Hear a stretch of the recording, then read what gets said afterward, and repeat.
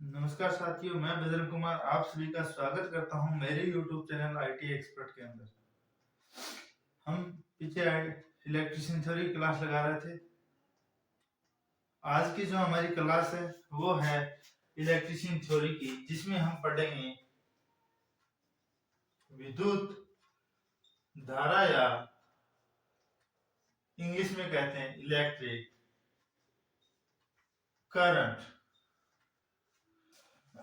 देखो, हम electrician theory के आईटी के अंदर इलेक्ट्रिशियन थ्योरी का जो टॉपिक पढ़ रहे थे, उसमें आज का हमारा टॉपिक रहेगा विद्युत धारा।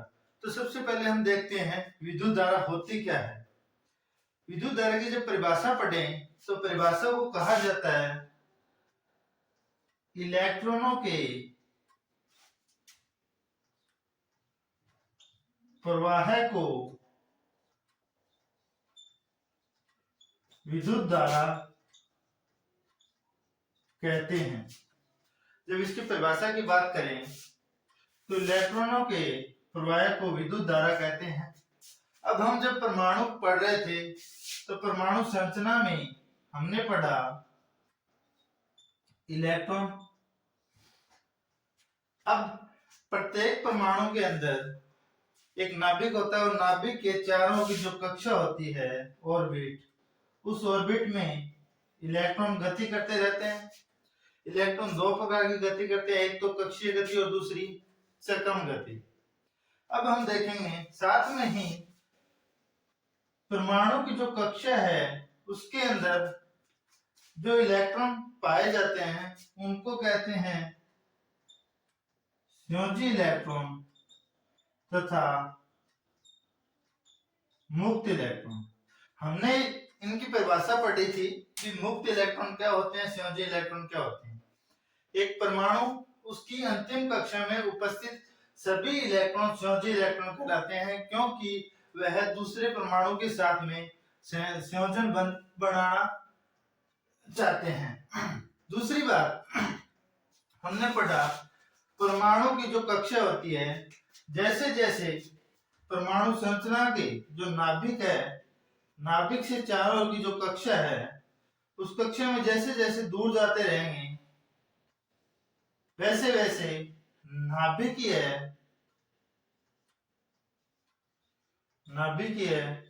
आकर्षण बल का मान क्या होता रहेगा, कम।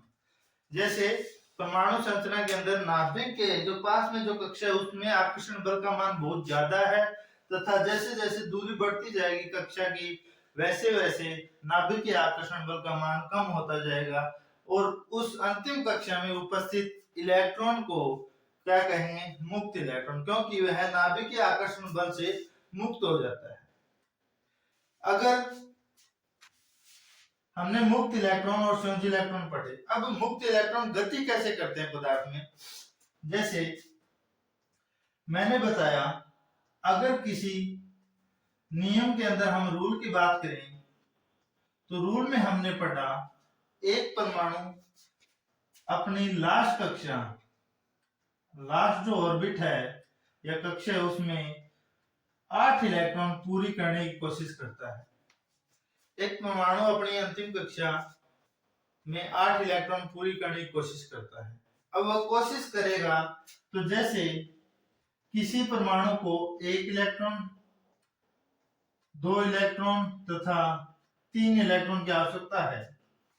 अगर किसी परमाणु को 1, 2, 3 इलेक्ट्रॉन की आवश्यकता है या फिर उसके पास 1, 2 इलेक्ट्रॉन तथा 3 इलेक्ट्रॉन की अधिकता है, तो वह क्या करेगा, दूसरे परमाणु के साथ संयोजन बंध बनाएगा।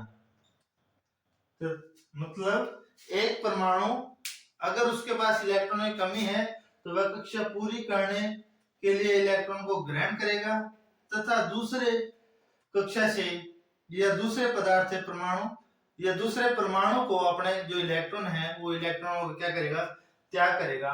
वो हो गए मुक्त इलेक्ट्रॉन। अब उनका प्रवाह कैसे होता है, देखो ये तो हो गई दो पदार्थों के अंदर, क्योंकि ये तो मिलकर बन जाता है यौगिक। अब यहाँ पे हम बात करें विद्युत धारा का प्रवाह है।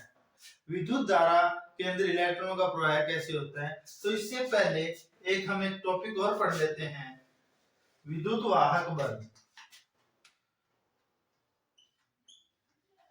विद्युत वाहक, विद्युत धारा को समझने के लिए पहले एक विद्युत वाहक बल पढ़ेंगे। इसे कहते हैं इलेक्ट्रो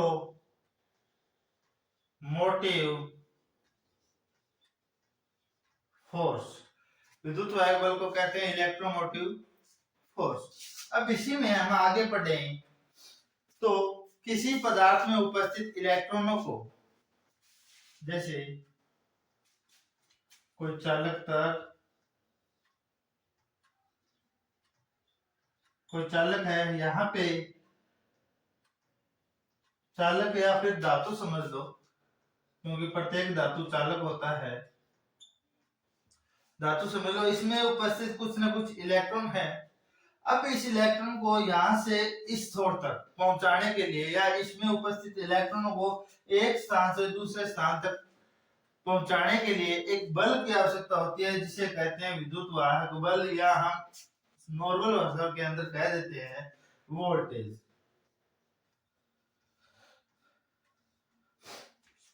एक पदार्थ या एक चालक में इलेक्ट्रॉनों को, जो इलेक्ट्रॉन का जो प्रवाह होता है, वो प्रवाह होता है इलेक्ट्रोमोटिव फोर्स या विद्युत वाहक बल के द्वारा।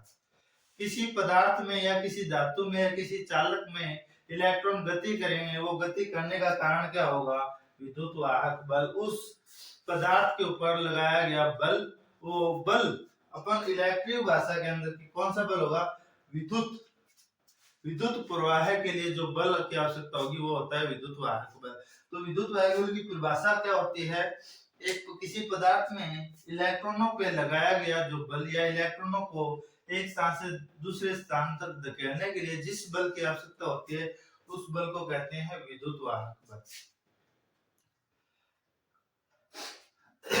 अब विद्युत वाहक बल के बारे में ज्यादा जानने से पहले हम देखेंगे इलेक्ट्रॉनों का प्रवाह है।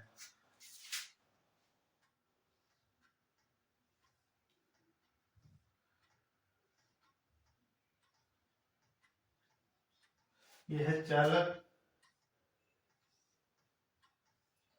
ये बैटरी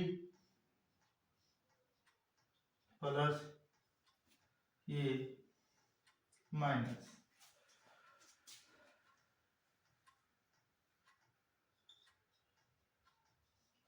किसी चालक में इलेक्ट्रॉन कैसे गति करता है ये देखेंगे।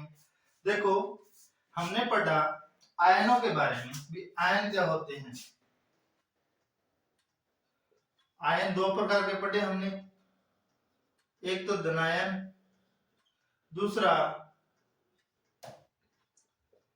ऋणायन। जिसके पास इलेक्ट्रॉनों की अधिकता है, जिस पदार्थ के या जिस चालक में या जिस धातु में इलेक्ट्रॉन की अधिकता है, उस धातु पे कौन सा चार्ज आएगा, ऋणायन। और जिसके पास इलेक्ट्रॉनों की कमी तथा प्रोटॉन की अधिकता है, उस पदार्थ पे कौन सा चार्ज आएगा, धनायन आएगा। तो देखो, एक हमने बैटरी ली, एक चालक लिया। इस चालक में जो हमने पहले पढ़ा, जो विद्युत धारा की दिशा होती है वो होती है धन वस्तु से ऋण वस्तु की ओर। इसी के साथ में हमने पढ़ा भी दो समान आवेश एक दूसरे को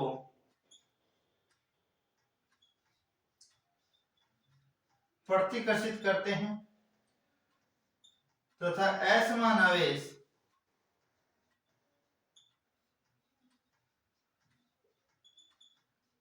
एक दूसरे को आकर्षित करते हैं। तो यहाँ पे हम दो चीजें एक साथ पढ़ेंगे, एक तो विद्युत धारा की दिशा क्या होती है, दूसरा विद्युत धारा प्रवाह कैसे होता है। तो देखेंगे, यहाँ पे बात करें, किसी सामान्य अवस्था के अंदर कोई परमाणु आवेश रहित अवस्था में पाया जाता है।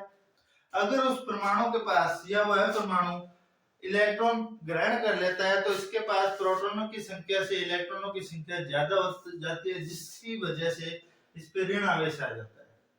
दूसरी, जो इलेक्ट्रॉन त्याग देता है तो उसमें प्रोटॉनों की अधिकता आ जाती है, तो उस पर धन आवेश आ जाता है। ये हमने पढ़ा था पिछली कक्षा के अंदर।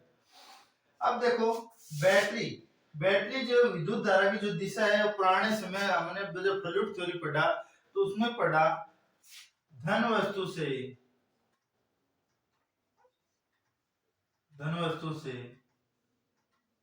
ऋण वस्तु की ओर विद्युत धारा की दिशा होती है।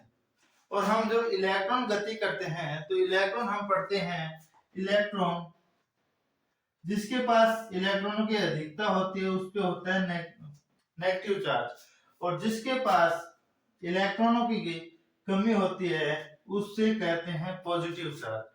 तो जो इलेक्ट्रॉन के पास जिसके पास अधिकता है तो वह इलेक्ट्रॉन त्यागेगा, और ग्रहण कौन करेगा? जिसके पास कमी है। त्यागेगा कौन सा? अधिकता वाला। ग्रहण कौन सा करेगा? जिसके पास इलेक्ट्रॉनों की कमी है। तो इलेक्ट्रॉन गति किस तरफ कर रहे हैं? ऋण वस्तु से धन वस्तु की ओर।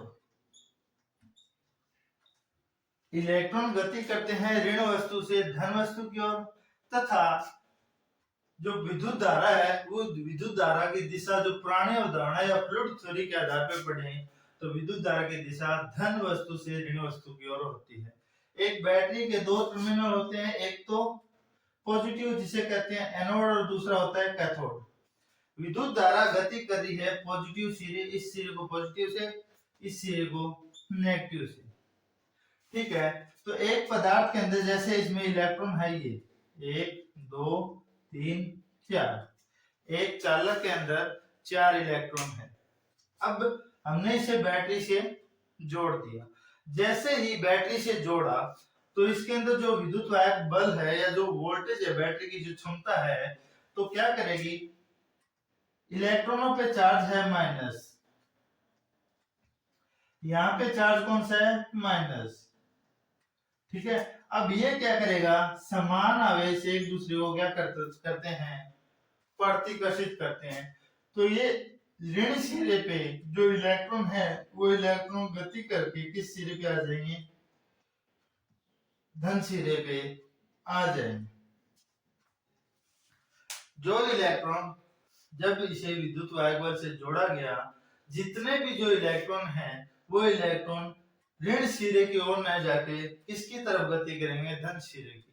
और जो विद्युत धारा की जो दिशा है वो कहती है कि प्रत्येक पदार्थ को जब किसी बाह्य बल लगाया जाता है या उसे घर्षण किया जाता है या उसको चार्ज दिया जाता है तो उसके ऊपर एक पे फ्लूइड की अधिकता आ जाती है और दूसरे पे फ्लूइड की कमी आ जाती है। तो यहाँ से जब फ्लूइड गति करेगा, धन जो विद्युत धारा की दिशा है वो होगी धन वस्तु से ऋण वस्तु की ओर, मतलब धन सिरे से ऋण सिरे की ओर।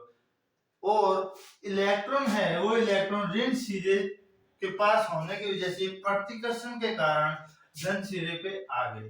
तो एक चालक है अपने पास इतना, इस चालक के अंदर जो इलेक्ट्रॉन गति करे, इलेक्ट्रॉन ने जो गति की है वो गति की है ऋण सिरे से धन सिरे की ओर, तथा विद्युत धारा इलेक्ट्रिक करंट ने जो गति करी है वो करी है धन सिरे से ऋण सिरे की ओर। तो कहा जाता है इलेक्ट्रॉनों के प्रवाह के विपरीत विद्युत धारा का प्रवाह होता है, या इलेक्ट्रॉनों के जो प्रवाह की जो दिशा होती है उस दिशा के विपरीत विद्युत धारा का प्रवाह होता है। तो इलेक्ट्रॉन गति करेंगे आवेश के कारण, आवेश या उस पे लगाया गया बल। आप किसी भी ऐसे एक विद्युतिक जो अवधारणा है उस अवधारणा के अनुसार एक किसी चालक पे सिरों पे लगाया गया बल, और वो है बल किसके द्वारा लगाया जाता है? बैटरी के द्वारा। बैटरी हो गई, डायनमो हो गई, या इलेक्ट्रिक विद्युत सप्लाई, किसी से भी कह सकते हो, किसी चालक में इलेक्ट्रॉन गति करेंगे, वह इलेक्ट्रॉन गति करने का कारण क्या होगा, उस चालक के सिरों पे लगाया गया विद्युत वाहक बल, उस बल के कारण इलेक्ट्रॉन एक चालक के अंदर गति करते हैं। तो कहा जाता है बैटरी अपने को कहती है वोल्टेज। देखो किसी चालक या किसी पदार्थ के अंदर या किसी परिपथ के अंदर कहा जाए तो परिपथ में वोल्टेज का मान 0 या फिर वोल्टेज प्रवाह हो रही है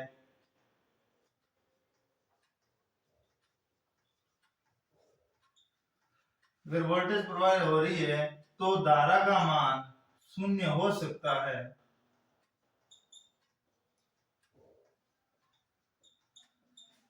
ये समझ लो अगर किसी परिपथ में वोल्टेज प्रवाहित हो रही है तो वहां पे धारा प्रवाहित होगी, अन्यथा धारा का मान क्या रहेगा, 0 होगा। किसी परिपथ के अंदर धारा का मान 0 हो सकता है, वोल्टेज का मान 0 नहीं हो सकता। आप इस तरीके से भी कह सकते हो।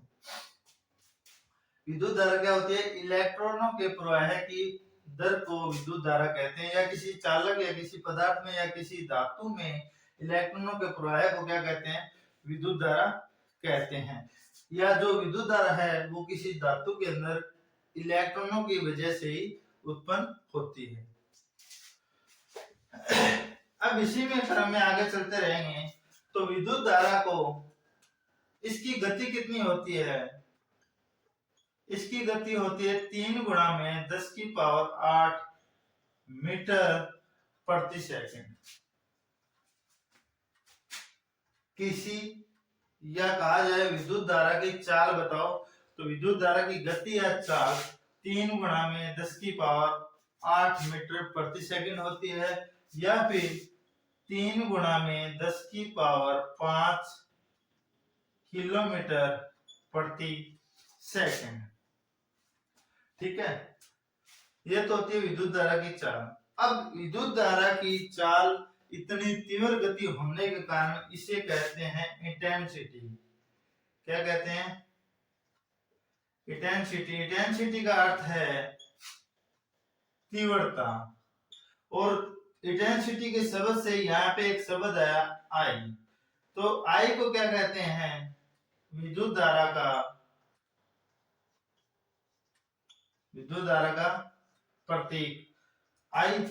और विद्युत धारा के जो मात्रक की बात करें तो मात्रक होता है इसका एम्पियर, या फिर एम्पियर क्या है, विद्युत धारा का मात्रक है। विद्युत धारा की गति 3 गुणा में 10 की पावर 8 मीटर प्रति सेकंड। किलोमीटर में बात करें तो 3 गुणा में 10 की पावर 5 किलोमीटर प्रति सेकंड। यहां से विद्युत धारा के जो प्रतीक की बात करें तो प्रतीक होता है आई, और मात्रक की बात करें तो मात्रक होता है एम्पियर। विद्युत धारा की चाल 3 गुणा में 10 की पावर 8 मीटर सेकंड। अब एक परिभाषा देखो,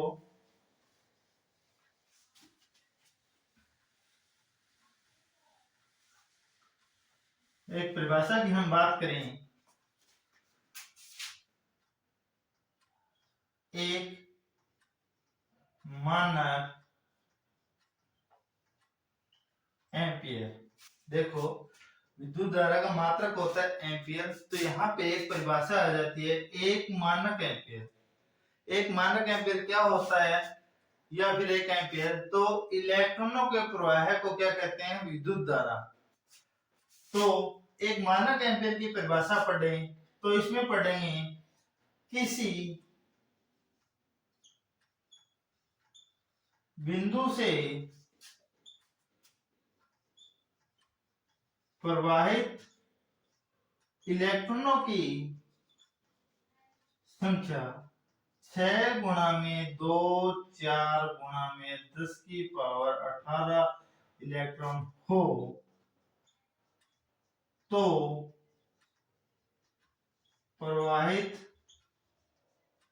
धारा एक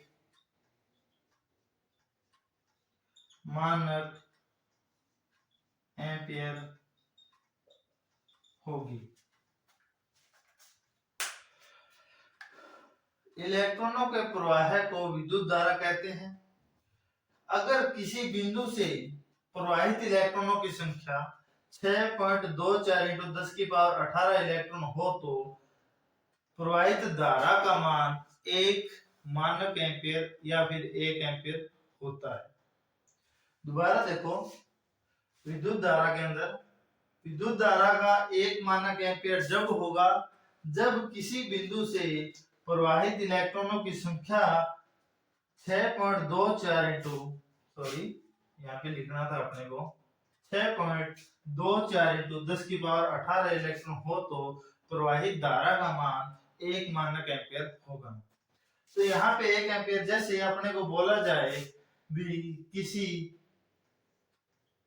क्वेश्चन देखें तो किसी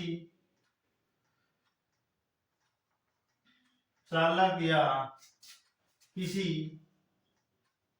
परिपथ में धारा का मान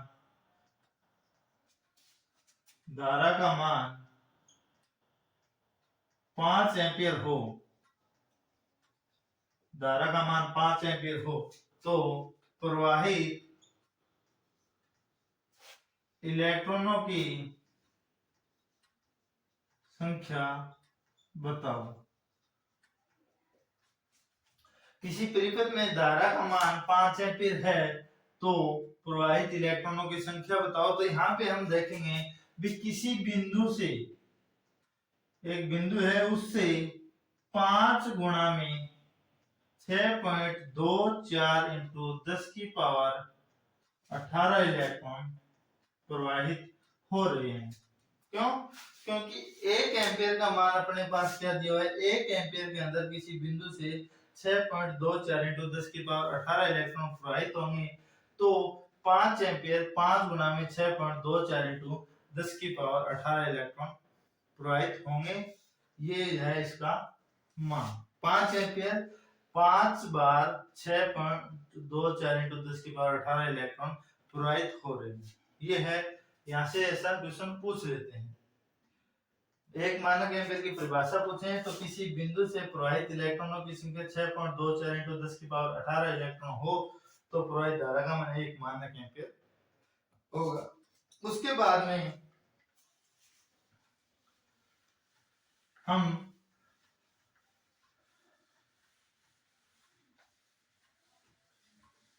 बल के नियम के आधार पर देखें। बल के नियम के आधार पे, नियम के आधार पर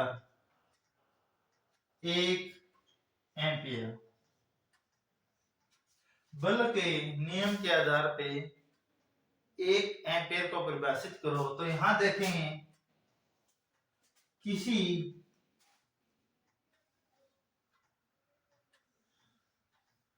निर्वात में, जो ये है कोई जैसे कांच का टुकड़ा या कोई रूम मान लो, जो कि क्या है, निर्वात है। निर्वात में 2 चालक, एक चालक ए दूसरा चालक बी। निर्वात में उपस्थित 2 चालक जिनमें प्रवाहित धारा का मान या प्रवाहित धारा की दिशा क्या है,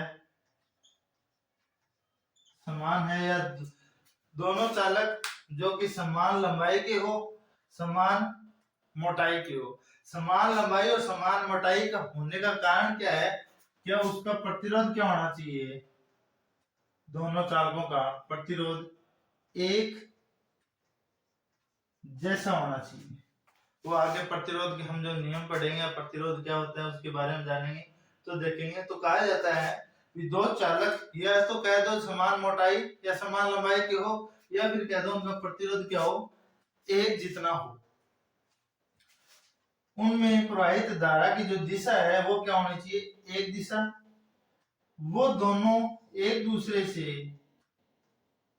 1 मीटर की दूरी पर स्थापित हो, या कह सकते हो एक दूसरे के समांतर हो, तो उनके बीच में लगने वाला बल का मान 2 गुणा में 10 की पावर माइनस 7 न्यूटन हो। तो देखो, दो चालक जो कि निर्वात में उपस्थित हो, वह चालक की लंबाई मोटाई दोनों की एक जैसी हो, दोनों 1 मीटर की समांतर दूरी पे विस्थापित हो, दोनों में विद्युत धारा की दिशा एक हो, और उनके दोनों के बीच में लगने वाला बल 2 गुणा में 10 की पावर माइनस 7 न्यूटन हो, और वह क्या हो, आकर्षण प्रकृति का, आकर्षण